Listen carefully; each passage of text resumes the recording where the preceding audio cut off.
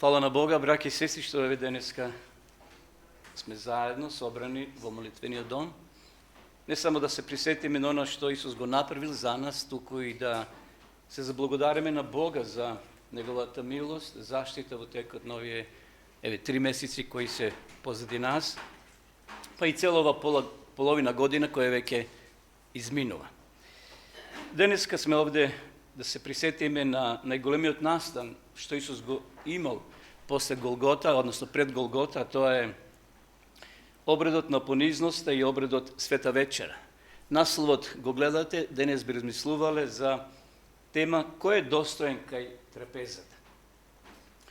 Секогаш кога се подготвуваме за Света вечера, во срцата на сите луѓе или христијани, многу верници се поставува на прашање, се појава прашање кој е достоен да ги приме овие символи. Кога гледаме во ова бела наметка, во овие бели чаршави и се гледаме себе си, помислуваме дека кој е достоен од нас да пристапи кон Светата вечера. Дали сум достоен јас, дали сме ние достојни да пристапиме на оваа трпеза. Во мојата служба за овие 40 и кусур години имало верници кои пристапувале и прашувале пастори дали да примам Света вечера. Зошто? Па имав некои слабости покажано во текот на месеците. И тие притисоци вршат терет врз срцето, врз мислите на таа личност или на тој верник и велат јас не сум достоен и кога ќе ги видам во салата, тие не ги гледам, тие луѓе. Се устануваат дома. Мислејќи дека поради некое под наводници греф или паѓање во животот, еве сега не се достојни да пристапат кон Светата вечера. Многумина чувствуваат поради недостојност, ради своите слабости, да учествуваат во Светата вечера. Но, браќи и сестри, Библијата учи дека никој од нас не е достоен. Никој од нас не е достоен да пристапи кон Светата вечера, ако не е надежта во Христа и ако Исус не ни помогне да сватиме дека сите ние имаме привилегија да пристапиме кон ова Света вечера. За која минута ќе анализираме неколку личности, неколку имиња од ова слика, од овие луѓе, од овие верници, да кажам, или ученици Исусови, кои биле присутни овде заедно со Исуса. Но кога гледаме, повторно ќе се навратам на белиот чаршав, гледајќи во белиот чаршав и во овие символи овде што се покриени во лебот, символ на Христовото тело и виното, символ на Христовата крв, едноставно се чувствуваме толку валкани, толку недостојни и подобро е да се повлечам тамо некаде настрана или воопшто да не дојдам таа сабота во црква, за да не учествувам во обредот Света вечера. Се чувствуваме како да не ни е местото овде и затоа го прискокнуваме овој чин. И едноставно има верници, поднаводници, кои се чисти. Поднаводници ставам, не сакам никого да повредам, меѓутоа чистите верници веднаш го цитираат овој стих, кој мото или подноже на нашето денешно проучување вака вели, зато оној кој недостојно јаде од овој леб, овде што ја имаме на маса, и пие од чашата Господова, виновен ќе биде за телото и крвта на Господа. Сме го читале повеќе пати. Би сакал денеска да појасниме што значи овој текст. Дали врши толку притисок на мене, на тебе, секои 3 месеци кои ќе дојдат, зашто 4 пати во годината го имаме овој чин. И тогаш сите наши мали гревови, кога велам мали, ситници, падови, паѓања, излегуваат толку големи како Монт Еверест, како најголемата планина, најголемиот врв. И толку вршат притисок на нас да не посегнуваме да земеме и да учествуваме во обредот Света вечера. Што всушност значи оној кој недостојно јаде или пие? Дали кај трапезата само може да бидат оние кои се чисти, они кои се свети, кои се праведни, кои се безгрешни. Ако е така, тогаш ова трапеза денес треба да остане празна. Сеќавате последна верска организација, каде што верниците доаѓаат на ваков чин, и кој прима света вечера? Никој. Нивниот пастор ќе каже кој е достоен нека пристапи. И скоро никој не доаѓа. Ти имат бројка одредена во светски рамки, колку Македонија се свети, тие тројци или петмина имат право да примат света вечера.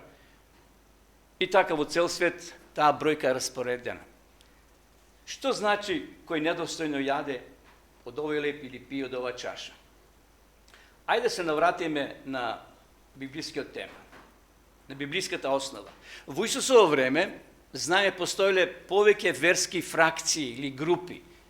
Појаки били, најсилни биле фарисеите и садукеите. Фарисеите верувале дека тие се единствените достојни да бидат во Божја близина, бидејќи ги исполнувале сите надворешни ритуали. Но Исус едноставно ги шокирал, ги изненадил со ова изјава, што сега ќе ја прочитаме. Немаат потреба од лекар здравите, туку кој? Болните. Јас не дојдов да ги повикам праведните, туку грешниците на покаяние. И навистина, овој текст, за да го илустрираме, се сетим на еден пример на една мајка. Еве една фотографија. Замислите, дете си игра надвор во дворот.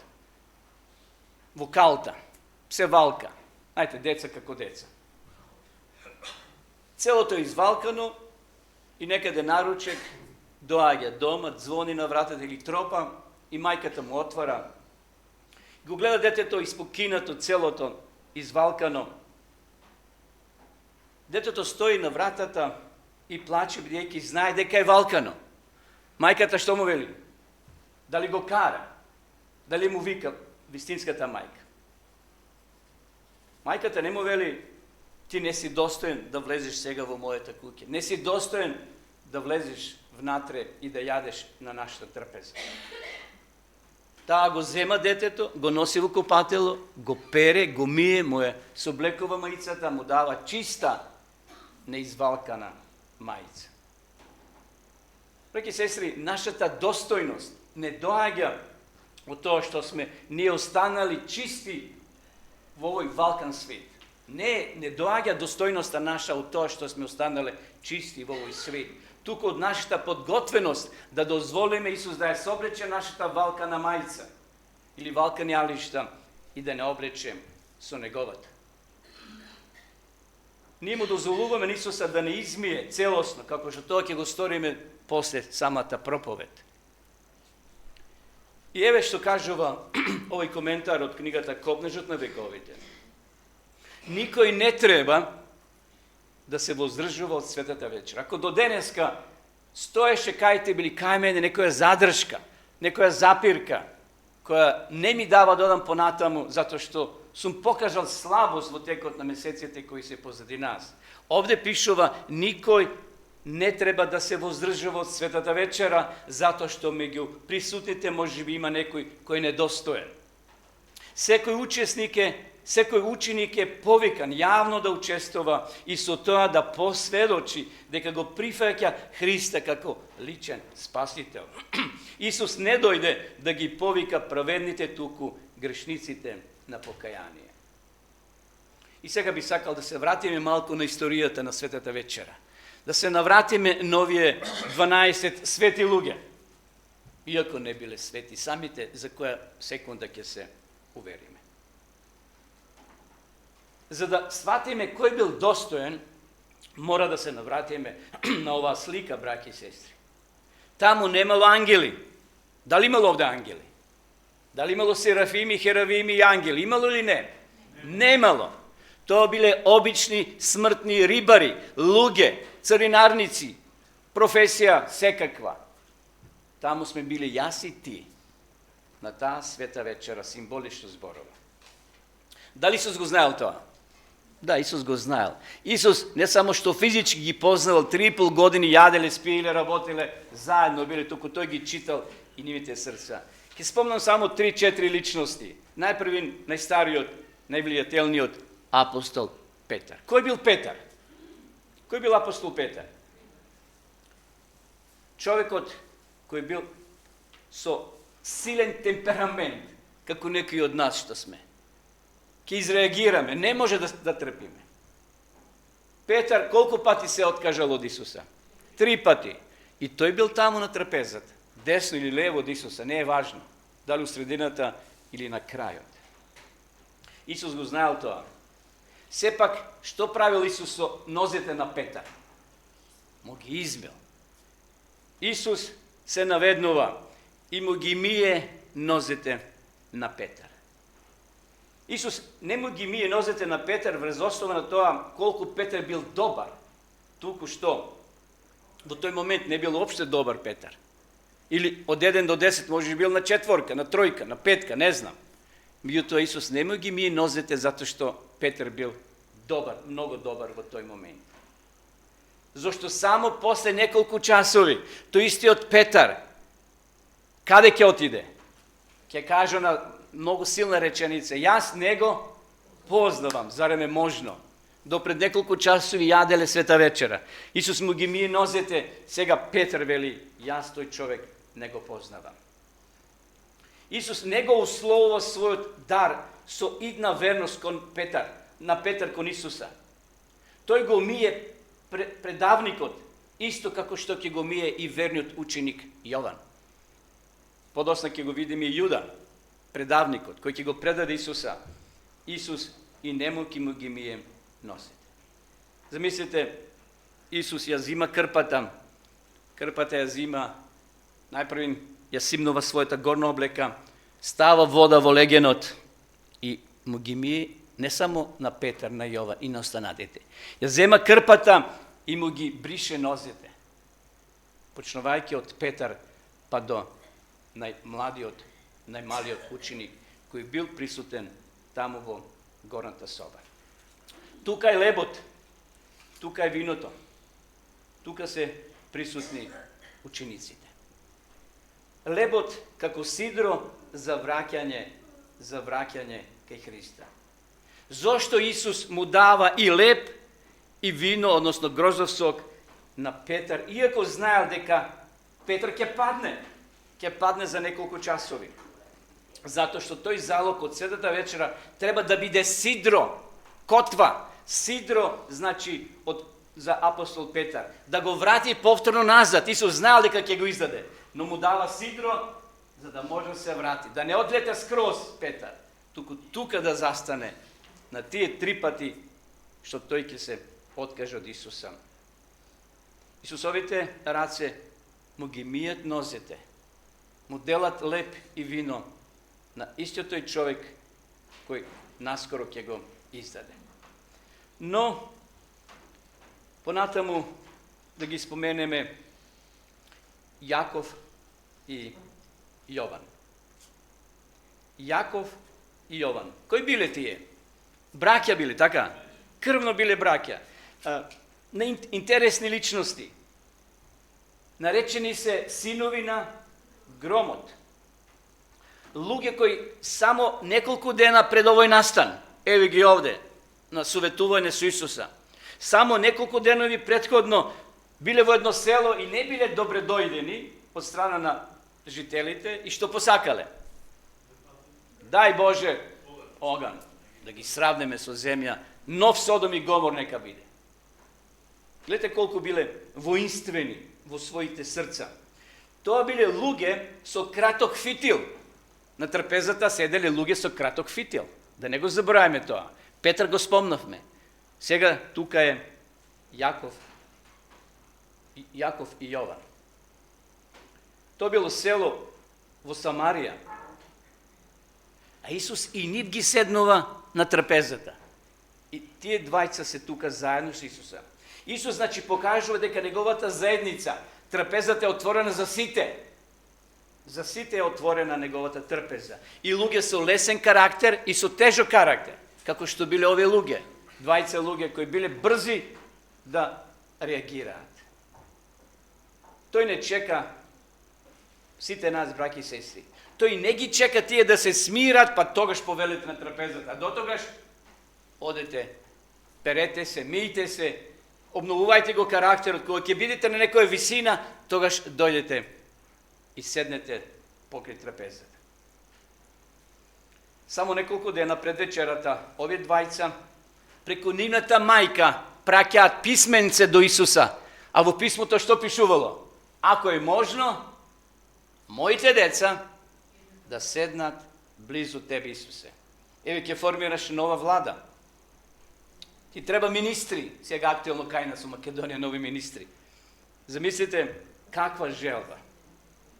Но, браќи и сестри, нивните срца биле полни со себични амбиции и љубомора кон другите ученици. Човек кој нема љубомора, седно мој кој ќе биде изабран за старешина, кој ќе биде изабран за прв џакон, благајник или било што во црква. Сите сме браќа и сестри. Меѓутоа, очигледно овие двајца имале своји себични амбиции. Но светата вечера го менува тој нивни поглед. Исус дозволува и тие да се најдат тука, зашто кој ќе излезат од тука, ќе излезат со препородени срца. Ќе го видиме тој истиот Јован, кој бил воинствен, ќе биде наречен ученик на што? На љубовта. На љубовта. Ќе пишува за љубов. Навистина, ќе пишува за љубовта Господова. Дали е можна трансформација? Можна е. Кога сме овде, покрај трапезата, може да доживееме и ние денес трансформација, промена на нашиот карактер. Исус му ги мие нозете на Јован. Момче кој сакало да фрла оган врз своите непријатели. Тој всушност го топи неговото срце. Исус го топи неговото срце со огонот на Божјата љубов. На Божјата љубов. Години подоцна, тој Јован нема да пишува за оган од небото, туку ќе остане и ќе стане апостол на љубовта. И сега, клучна поента, кој е од овој настан, браќи и сестри? Ако во твојата душа и денес се уште тлее некој гнев, гордост или желба да бидеш над другите, трапезата Господова е вистинското место за тебе. Исус ги повикал синовите на громот да дојдат и тие тука покрај трапезата да седнат. Да ги претвори во огнови на љубовта Господова. Тој може да го стори тоа исто тој со тебе и со мене денеска. Одеме на следната личност, четвртата. Тука е братот Јуда. Го нарекувам брат по Христа. Јуда со големи амбиции, со големи способности, да бидеме фер. Исус го пофалил. Зашто имал, навистина, добри особини да создаде одедно 5. А која фирма не би сакал да има таков благајник, кој ќе ги намножи средствата, да таа фирма навистина работи позитивно. Тој човек, иако знаеме дека сам се приклучил кон Христа, кон неговата група, гајал или одгледувал навистина себични амбиции. Исус дали знаел дека Јуда ќе го предаде? Да или не? Да.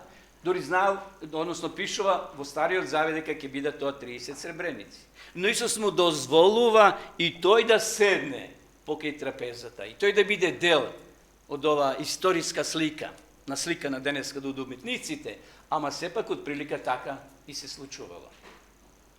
Замислите, Исус ќе биде продаден од страна на Јуда. Но што е интересно, и во легенот кај што стоел Јуда или седел, Исус става вода. Исус ја зима повторно крпата. Исус се наведнува и му ги брише нозете на својот издајник. Каква голема љубов, браќи и сестри. Исус, еве таа слика. Може би гледаат и учениците. Исус како да имал поголема љубов кон својот издајник.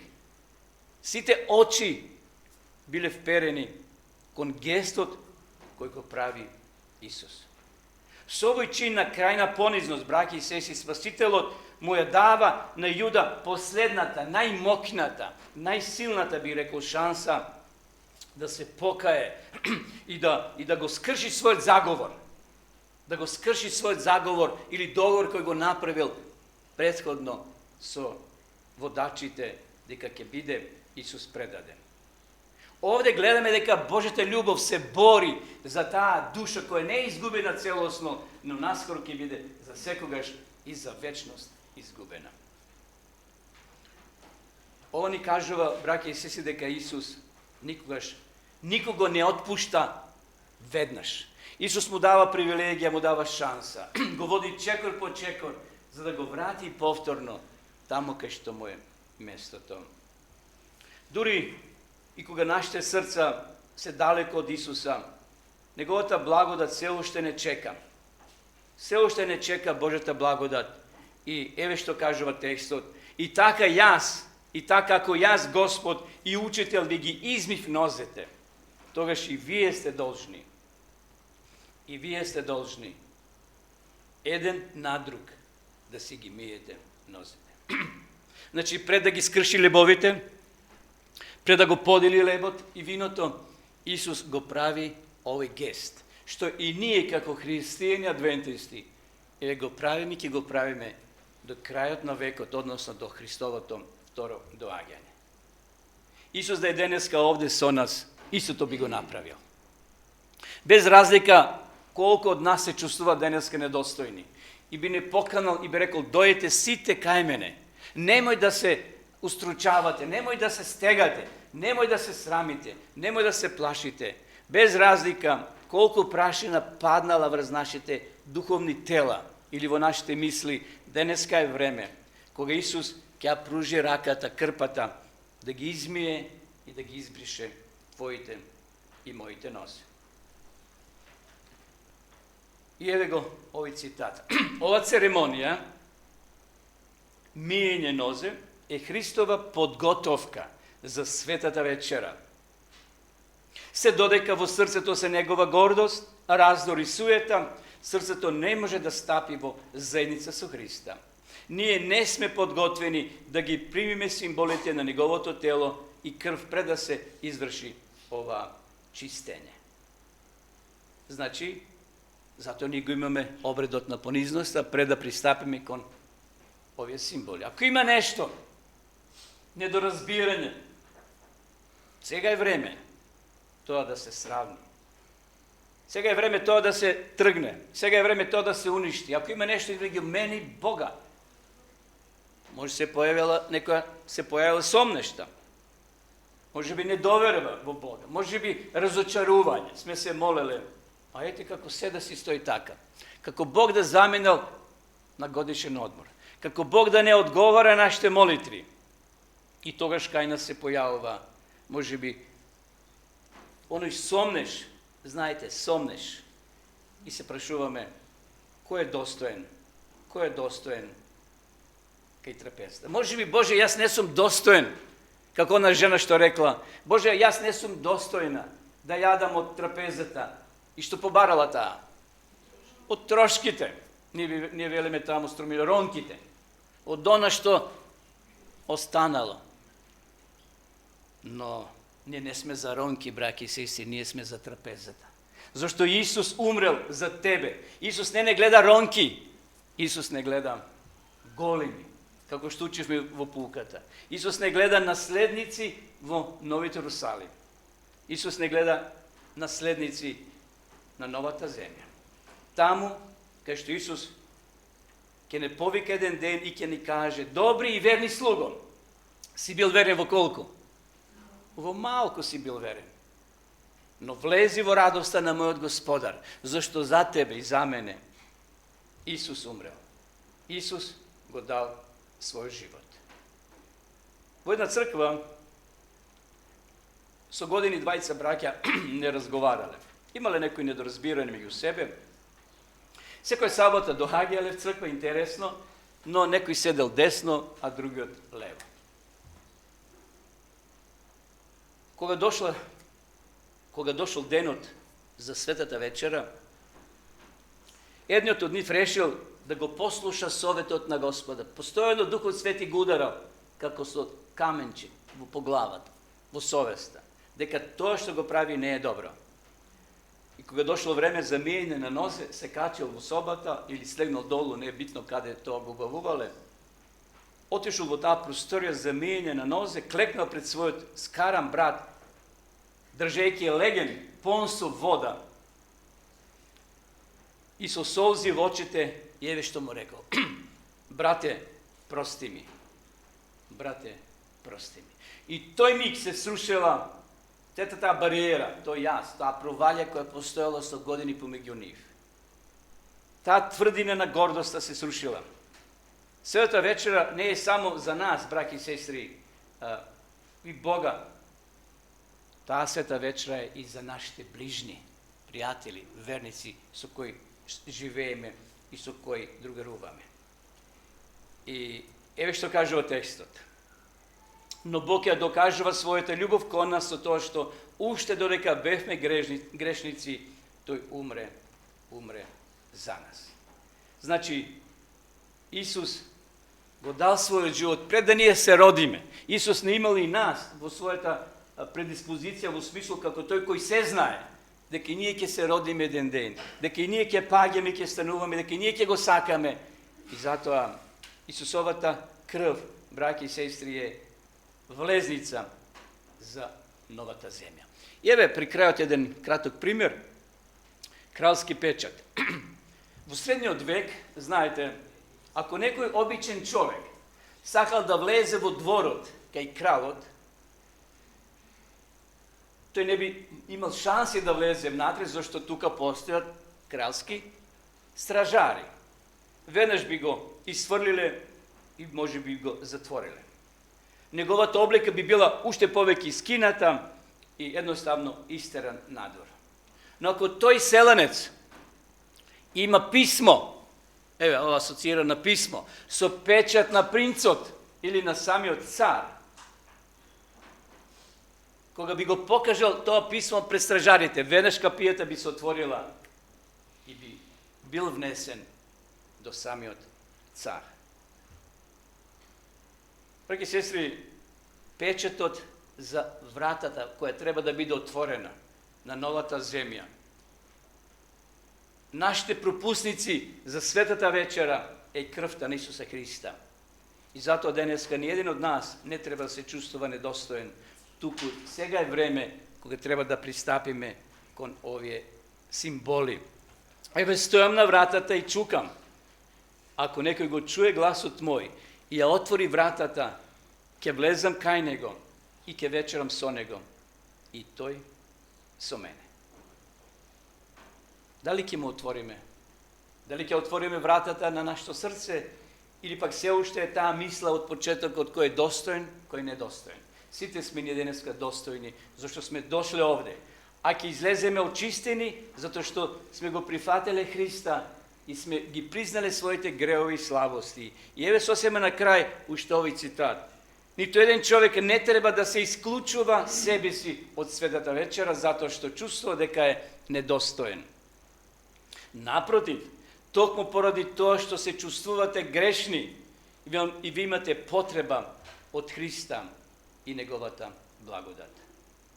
Браќи и сестри, светата вечера не е награда за нашата добрина, затоа што сме биле добри, па еве сега вие добрите, ние добрите, ќе дојдеме и ќе учествуваме. Не, таа е лек за нашата скршеност, за нашата слабост. Доаѓаме затоа што ни треба лекар, затоа што ни треба духовна подкрепа, затоа што ни треба кој ќе не потикне духовно да напредуваме во нашиот живот. Кога денес ќе пристапиме кон лебот и чашата, да не гледаме во својата несовршеност, да не гледаме со очај дека месото не е овде, кога гледаме во овој бел чаршав, да не гледаме дека ние не сме достојни да пристапиме кон овие символи. Туку да кажеме, Исусе, те сакам. Исусе, те сакам. И затоа сум денеска овде. Од друга страна, Исус, еве што ќе ни каже. Те познавам, ги знам твоите борби, ги знам твоите солзи, ги знам твоите потешкоти. И покрај се, јас ќе те сакам и те поканувам на мојата трпеза. Има ли нешто подобро од ова, браќи и сестри? И за која минута кога ќе ги земе овие символи, кога в рака ќе држиме леб, символ на Христовото тело, и ќе држиме чаша, символ на Христовата крв. Нека ова света вечера биде момент на ново раѓање, момент на ново простување меѓу себе и момент кога неговата достоинственост ќе стане наша реалност. Нека навистина овие расширени раце Исусови допрат и до твоето и до моето срце, дека сите денеска можеме да пристапиме кон овие символи, зашто Исус ги ширеше неговите раце на Голготскиот крст и тој го даде својот живот за ние да бидеме овде радосни колку е може на ова грешна планета, но еден ден да бидеме со него во вечноста. Гледате овде символично нова лева маса, има се уште место. Исус ги повикал: дојдете кај мене, сите кои сте уморени. Сите, знам дека сите нема да дојдат, зашто ѓаволот ги влече, тој широк свет и тој привлекува. Иако Исусовиот пат е тесен, но и леадници одаат. И затоа Јован во Откровение, кога гледа на стакленото море, колку луѓе гледа? Мноштво. Нема бројка. Тој користи некои броеви во негово време кои биле во оптек. Кога би Јован живел денеска, кој знае колку на дигитрон би напишал броеви. Не би ги ни прочитале. Да, нова маса денеска има место и за тебе. Немој да се чувствуваш недостоен. Дојди кај Исуса. Исус те сака. Нека му е слава на големиот Бог. Амин.